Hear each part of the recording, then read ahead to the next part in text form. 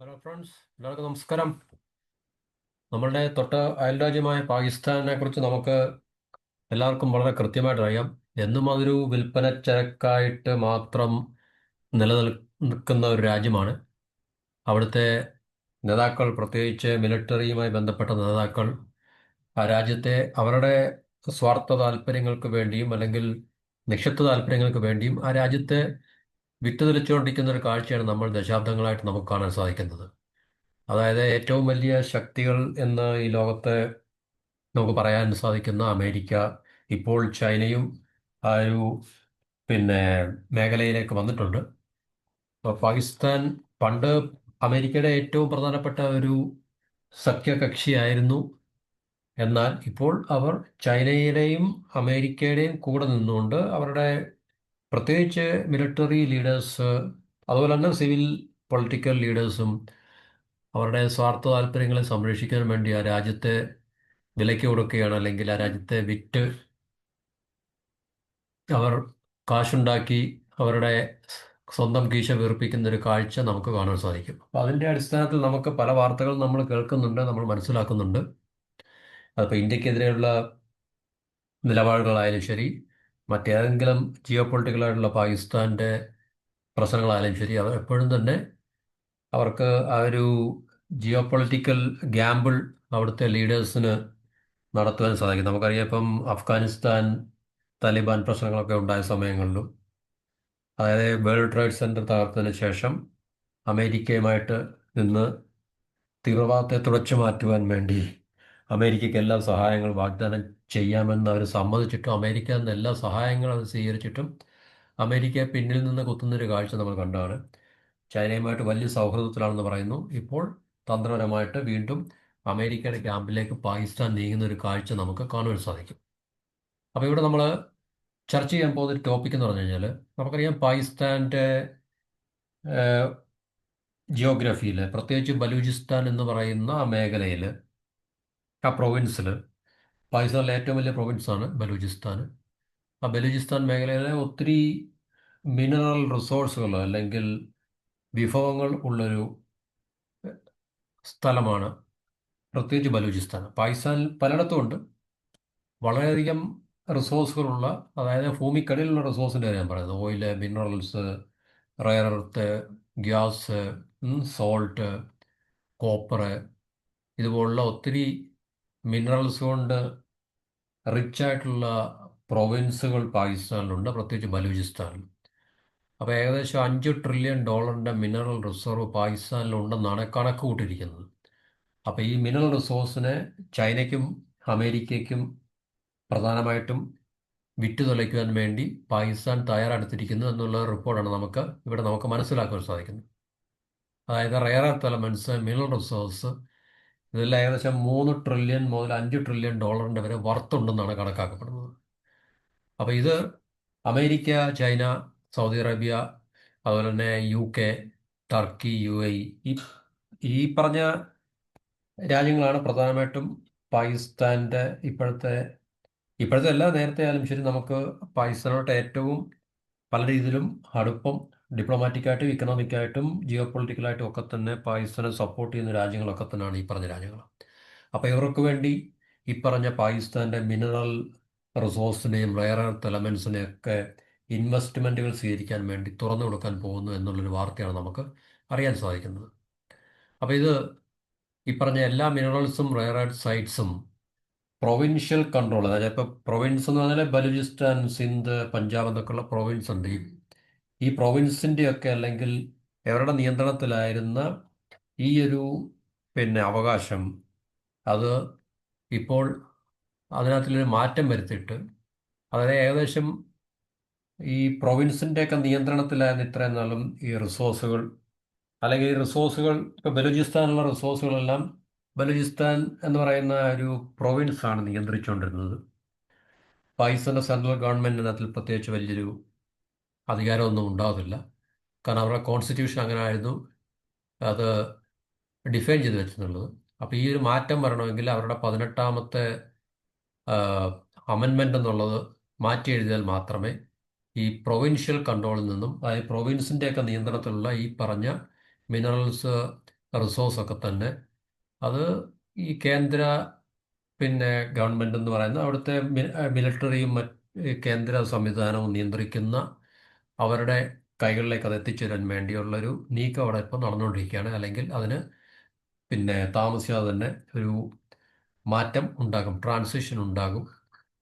അപ്പോൾ ഈ പറഞ്ഞ മിനറൽ റിസോഴ്സ് ഒക്കെ തന്നെ അതിനുള്ള regulatory approvals, clearance, security clearance, അതുപോലെ തന്നെ അതിനുള്ള ബിഡ്, ഈ പറഞ്ഞ ലേലം വിളികൾ, ഇതൊക്കെ തന്നെ അവരുടെ കേന്ദ്രീകൃതമായിട്ടുള്ള സംവിധാനത്തിൻ്റെ കീഴിലാകാൻ പോവുകയാണ്. പ്രൊവിൻസിൻ്റെ കയ്യിൽ നിന്നും അവർക്കത് നഷ്ടപ്പെടാൻ പോവുകയാണ്.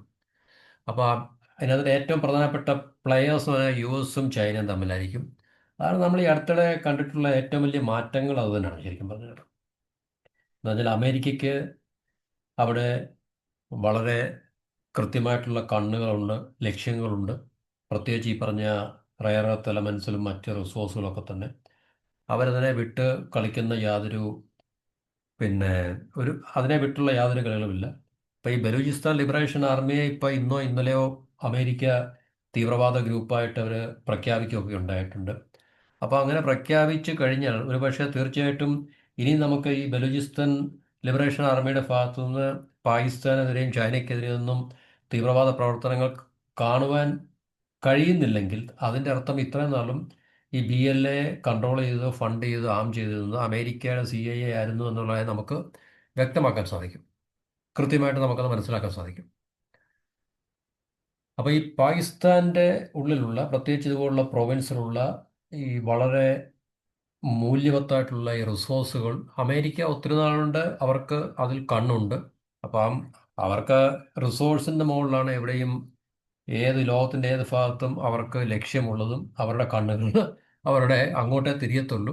റെയർ എർത്ത് മിനറൽസ് ഒക്കെ തന്നെ വളരെയധികം പ്രാധാന്യമുള്ളൊരു റിസോഴ്സാണ്, വിഭവമാണ്. അതായത് ഇലക്ട്രോണിക്സിലും ഡിഫൻസ് ടെക്നോളജിയിലും ഒക്കെ വൻതോതിൽ അത് ഉപയോഗിക്കേണ്ടതാണ്. ചൈനയൊക്കെ ഇപ്പം ആ ഒരു മേഖലയിൽ വൻതോതിലുള്ള മുന്നേറ്റം നടത്തിക്കൊണ്ടിരിക്കുന്ന ഈ ഒരു കാലഘട്ടത്തിൽ അമേരിക്കയ്ക്ക് ഇതുപോലുള്ള റിസോഴ്സിൻ്റെ മുകളിലുള്ള സ്വാധീനവും നിയന്ത്രണവും അല്ലെങ്കിൽ ലഭ്യതയൊക്കെ നഷ്ടപ്പെടുകയാണെങ്കിൽ അവർ സൂപ്പർ പവർ എന്നുള്ള സ്റ്റാറ്റസ് അവർക്ക് പിന്നെ വളരെ ചുരുങ്ങിയ കാലം കൊണ്ട് തന്നെ അവർക്ക് നഷ്ടമാകാനുള്ള സാധ്യതയുണ്ട് എന്നുള്ളത് തിരിച്ചറിഞ്ഞിട്ട് അവരിപ്പോൾ ഈ പറഞ്ഞ റെയർ എർത്ത് എലമെൻസിൻ്റെയൊക്കെ മുകളിൽ ഏത് രാജ്യത്തുണ്ടോ ആ രാജ്യത്തിൻ്റെയൊക്കെ മുകളിൽ വൻതോതിലുള്ള സ്വാധീനവും സമ്മർദ്ദവും ഒക്കെ ചെലുത്തി, ഭീഷണിയൊക്കെ ചെലുത്തിയിട്ട് അതിനെ അവരുടെ കൈപ്പിടിയിൽ ഒതുക്കാനുള്ള ശ്രമങ്ങളാണ് എന്നുള്ളതാണ് നമുക്ക് ജിയോ പൊളിറ്റിക്സിൽ നമുക്ക് മനസ്സിലാക്കാൻ സാധിക്കുന്നത്.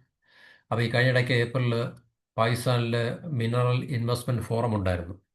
ആ മിനറൽ ഇൻവെസ്റ്റ്മെൻറ്റ് ഫോറത്തിൽ അമേരിക്കയുടെ ഒഫീഷ്യൽസൊക്കെ അതിൽ പങ്കെടുത്തിരുന്നു. തീർച്ചയായിട്ടും അവർ പങ്കെടുക്കും എന്നുള്ള കാര്യം നമുക്കറിയാം. ഈ പറഞ്ഞ നോർത്തേൺ ബലൂചിസ്ഥാൻ, അതുപോലെ തന്നെ സതേൺ ഖൈബർ പക്തൂൺഖ്വ, ഇവിടെയൊക്കെ തന്നെ വൻതോതിലുള്ള മൈനിങ് പ്രോജക്ട്സ്, അപ്പോൾ അവിടെയൊക്കെ അമേരിക്കയ്ക്ക് അല്ലെങ്കിൽ അമേരിക്കയുടെ കോർപ്പറേഷൻസിനൊക്കെ വൻതോതിലുള്ള ആക്സസ് കിട്ടുവാൻ വേണ്ടി അമേരിക്ക ശ്രമിക്കുകയാണ്. അതിനുവേണ്ടിയുള്ള പ്രതീക്ഷകൾ വെച്ച് പുലർത്തുന്ന ഒരു രാജ്യമാണ് അമേരിക്ക. അപ്പോൾ അതിനുള്ള ജിയോ പൊളിറ്റിക്കൽ ഗാംബ്ലിംഗ് ആണ് ട്രംപിൻ്റെ നേതൃത്വത്തിൽ ഇപ്പോൾ അമേരിക്ക നടത്തിക്കൊണ്ടിരിക്കുന്നുള്ള ഇതിൽ നമുക്ക് വ്യക്തമായിട്ടുണ്ട്. അപ്പോൾ ഇതിൻ്റെ ഈ ഫസ്റ്റ് ആദ്യത്തെ ഈ മൈനിങ് ഒക്കെ അലോക്കേറ്റ് ചെയ്യുന്നതിൻ്റെ ആദ്യപടി എന്ന രീതിയിൽ പാകിസ്ഥാൻ ചൈനയ്ക്ക് അവരുടെ ഈ ഗിൽജിറ്റ് ബാൾട്ടിസ്ഥാൻ റീജിയനിലൊക്കെ ചൈനയ്ക്ക് ലൈസൻസ് കൊടുക്കുകയും അല്ലെങ്കിൽ അനുവാദം കൊടുക്കുകയൊക്കെ ചെയ്തിട്ടുണ്ടായിരുന്നു. ഏകദേശം 2000 മൈലിൻ്റെ ഒരു ട്രാൻസ്പോർട്ട് പ്രോജക്റ്റ്, അതായത് ഒരു ട്രാൻസ്പോർട്ട് കോറിഡോർ, ഇടനാഴിയൊക്കെ തന്നെ പാകിസ്ഥാൻ്റെ നോർത്തേൺ പാകിസ്ഥാനിൽ പാകിസ്ഥാൻ്റെ ഗദ്വാർ പോർട്ടുമായിട്ട് ബന്ധിപ്പിക്കുന്ന നമ്മൾ പറയുന്ന ചൈന പാകിസ്ഥാൻ ഇക്കണോമിക് കോറിഡോർ എന്നൊക്കെ പറയുന്ന ചൈനയും പാകിസ്ഥാനും ഒരുമിച്ചുള്ള ഒരു ബിഗ് പ്രോജക്റ്റാണ്. അപ്പോൾ അതൊക്കെ ഏകദേശം അതിൻ്റെ ഒരു കംപ്ലീഷൻ അല്ലെങ്കിൽ ഫൈനലൈസേഷനൊക്കെ ആയി വരികയാണ്. അപ്പോഴാണ് ബലൂചിസ്ഥാനിലുള്ള പ്രശ്നങ്ങൾ ഇപ്പോൾ നമുക്ക് മനസ്സിലാക്കാൻ സാധിക്കുന്നത് അമേരിക്കയുടെ നിയന്ത്രണത്തിലായിരുന്നു ബലൂചിസ്ഥാൻ ലിബറേഷൻ ആർമി ഇതൊക്കെ ചെയ്തിരുന്നത് എന്നുള്ളത് നമുക്കിപ്പോൾ മനസ്സിലാക്കാൻ സാധിക്കും. ഇനിയിപ്പോൾ അമേരിക്കയ്ക്ക് അതിനകത്തിൽ ഒരു ഷെയർ കിട്ടിക്കഴിഞ്ഞാൽ അമേരിക്ക ഓക്കെ ആകും. പിന്നെ ബലൂചിസ്ഥാൻ ലിബറേഷൻ ആർമിയുടെ പക്കൽ നിന്നും അല്ലെങ്കിൽ ഭാഗത്തു നിന്നും ഇതുപോലുള്ള തീവ്രവാദ പ്രവർത്തനങ്ങൾ പാകിസ്ഥാൻ്റെ ആർമിക്കെതിരെയോ അല്ലെങ്കിൽ പാകിസ്ഥാൻ്റെ ഗവൺമെൻറ്റിനെതിരെയോ ഒന്നും ഉണ്ടാകത്തില്ല എന്നുള്ളത് നമുക്ക് മനസ്സിലാക്കാൻ പറ്റും. അതുപോലെ തന്നെ സൗദി അറേബ്യ, UAE ഇവരൊക്കെ തന്നെ ഇതിനകത്തിൽ ഇൻവൈറ്റീസ് ആണ്. അവരെയൊക്കെ ഇതിനകത്തിൽ ക്ഷണിക്കപ്പെട്ടിട്ടുണ്ട്. അതായത് ചൈനയും പാകിസ്ഥാനും കഴിഞ്ഞാൽ ചൈനയും അമേരിക്കയും കഴിഞ്ഞാൽ ടർക്കി, UAE, UK, പിന്നെ സൗദി അറേബ്യ. ഈ 5 രാജ്യങ്ങളാണ് പ്രധാനമായിട്ടും ഇതിനകത്തിൽ പങ്കെടുക്കാൻ പോകുന്നത്. അപ്പോൾ ഈ ഒരു അടുത്ത 6 മുതൽ 8 മാസത്തിനുള്ളിൽ ഈ പറഞ്ഞ കാര്യങ്ങളെക്കുറിച്ചുള്ളൊരു ഫൈനലൈസേഷൻ ഉണ്ടാകും. അപ്പോൾ ആർക്കൊക്കെ എവിടൊക്കെയാണ് എത്രമാത്രം ഷെയർ കിട്ടുന്നു എന്നുള്ളത് നമുക്ക് അതിന് ശേഷം മാത്രം അറിയാൻ സാധിക്കും. അപ്പോൾ ബിഗ് ബിഗ് പ്ലെയേഴ്സ് അല്ലെങ്കിൽ ഏറ്റവും ഇമ്പോർട്ടൻ്റ് ആയിട്ടുള്ള പ്ലെയേഴ്സ് പാകിസ്ഥാനിൽ America, China, Turkey, UAE, U UK, പിന്നെ സൗദി അറേബ്യ. ഈ പറഞ്ഞ um, China, Pakistan, sorry, China, America, Turkey, UAE, UK, Saudi, 6 രാജ്യങ്ങളായിരിക്കും ഈ പറഞ്ഞ വളരെ പ്രധാനപ്പെട്ട അവരുടെ ഈ ഇൻവെസ്റ്റ്മെൻറ്റുകൾ നടത്താൻ പോകുന്ന രാജ്യങ്ങളാണ്. അപ്പോൾ ഇത് പാകിസ്ഥാൻ്റെ ഉള്ളിൽ നടക്കുന്ന, അപ്പം തീർച്ചയായിട്ടും നമുക്കറിയാം ഈ കഴിഞ്ഞ കുറേ കാലമായിട്ട് ഈ രാജ്യങ്ങളൊക്കെ തന്നെ, ചൈന ഒഴിച്ച് ടർക്കി ഒഴിച്ച് ബാക്കി രാജ്യങ്ങളൊക്കെ തന്നെ ഇന്ത്യയുമായിട്ട് വളരെയധികം സൗഹൃദപരമായിട്ട് പോകുന്ന അല്ലെങ്കിൽ പോയിക്കൊണ്ടിരിക്കുന്ന രാജ്യങ്ങളൊക്കെ തന്നെയാണ്. അമേരിക്ക ഉൾപ്പെടെ ഇന്ത്യയും അമേരിക്കയും തമ്മിൽ വളരെ ഡീപ്പായിട്ടുള്ള റിലേഷൻസ് ഒക്കെ ഉണ്ടാക്കിയെടുത്തുകൊണ്ടിരിക്കുന്ന ഒരു കാലഘട്ടം കൂടിയാണ്. പക്ഷേ അതിനകത്തിലൊക്കെ ഇപ്പോൾ മാറ്റം ഉണ്ടാകത്തില്ലെങ്കിലും ട്രംപിൻ്റെ ചില കടുംപിടുത്തങ്ങൾ കൊണ്ട് അതിനകത്തിൽ ചില വിള്ളലുകൾ താൽക്കാലികമായിട്ടെങ്കിലും ടെമ്പററി ആയിട്ടെങ്കിലും ഉണ്ടായതായിട്ട് നമുക്ക് കാണാൻ സാധിക്കും.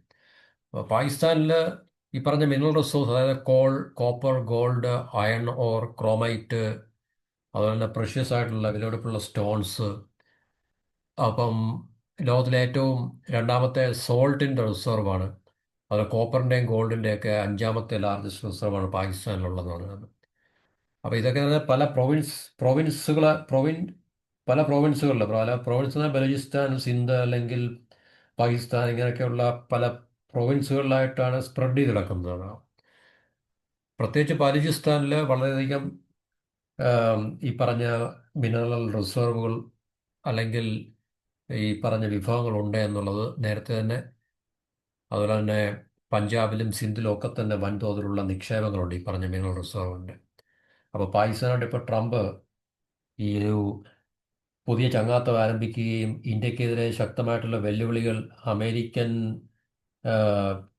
അമേരിക്കയുടെ ഭാഗത്തുനിന്നും, അതുപോലെ അമേരിക്ക അനുവദിച്ചുകൊണ്ട് പാകിസ്ഥാൻ്റെ മിലിറ്ററി ലീഡറായിട്ടുള്ള മുനീറിൻ്റെ ഭാഗത്തുനിന്നൊക്കെ ഉണ്ടാകുമ്പോൾ തീർച്ചയായിട്ടും ഇന്ത്യക്ക് പഴയ പോലെ തന്നെ, അതായത് നമ്മൾ പണ്ട് ഇന്ദിരാഗാന്ധിയുടെ സമയത്തൊക്കെ നേരിട്ടുകൊണ്ടിരുന്ന അല്ലെങ്കിൽ അതിനുശേഷമൊക്കെ നമ്മൾ നേരിട്ടുകൊണ്ടിരുന്ന രീതിയിലുള്ള വൻതോതിലുള്ള വെല്ലുവിളികൾ, പ്രത്യേകിച്ച് പാകിസ്ഥാൻ്റെ ഭാഗത്തുനിന്ന് നമുക്ക് ഏത് സമയവും ഒരു ആക്രമണം, ഒരു മിലിറ്ററി അറ്റാക്ക് അല്ലെങ്കിൽ ഒരു ടെററിസ്റ്റ് അറ്റാക്ക്, ഒരു എന്താണ് ഒരു പിന്നെ വലിയ തോതിലുള്ള ആക്രമണം നമുക്ക് നേരിടാം.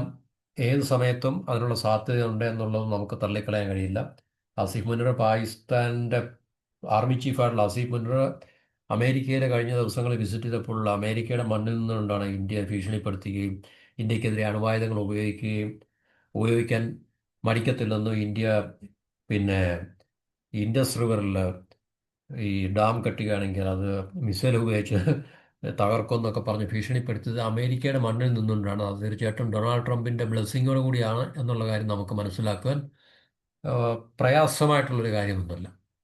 അപ്പം അതുകൊണ്ട് തീർച്ചയായിട്ടും ഇന്ത്യ ഇപ്പോൾ വളരെ കോഷ്യസ് ആയിട്ട്, പഴയതിലും വളരെ ശ്രദ്ധയോടുകൂടി നമുക്ക് നമ്മളുടെ പിന്നെ എന്താണ് പറയുന്നത് നിലപാടുകൾ എടുക്കുകയും നമ്മുടെ നയങ്ങൾ രൂപീകരിക്കുകയും പാകിസ്ഥാനെ കൂടുതൽ നമുക്ക് ഈ ഓപ്പറേഷൻ സിന്ദൂറിനേക്കാളും ശക്തമായിട്ടുള്ള ഒരു പ്രതികരണം ഏത് സമയത്തും പാകിസ്ഥാൻ്റെ മേൽ നമുക്ക് അടിച്ചേൽപ്പിക്കത്തക്ക രീതിയിലുള്ള സന്നദ്ധത ഇന്ത്യൻ ഗവൺമെൻറ്റിൻ്റെ ഭാഗത്തു നിന്നുണ്ടാകുന്നതായിരിക്കും നമ്മുടെ രാജ്യത്തിൻ്റെ സുരക്ഷയ്ക്കും അല്ലെങ്കിൽ നമ്മുടെ രാജ്യ താല്പര്യത്തെ സംരക്ഷിക്കുന്നതിനും നമുക്ക് അനുയോജ്യമായിട്ടുള്ളൊരു നിലപാട്. അപ്പോൾ ഒരു പക്ഷേ ഗവൺമെൻറ് ത്തിൽ വളരെ ശ്രദ്ധ ചെലുത്തുന്നുണ്ടായിരിക്കാം, അല്ലെങ്കിൽ പ്രതിജ്ഞാബദ്ധമായിരിക്കാം.